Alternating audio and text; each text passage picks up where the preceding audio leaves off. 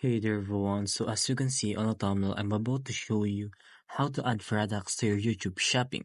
So this is for mobile and PC version. So without further ado, let's get started. Alright, so first the very important thing you need to know is you must meet these requirements. Your YouTube channel must be monetized. And you must have no active community guidelines strike. And some channels set to made for kids is not eligible. Alright, so go to your YouTube Studio app or studioyoutube.com. Click monetization on the left menu or the earn tab. And you will see this, more ways to earn.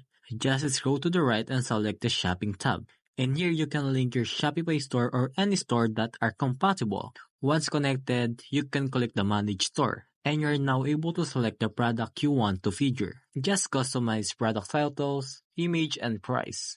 So that's it. Now you know how to add products in YouTube shopping.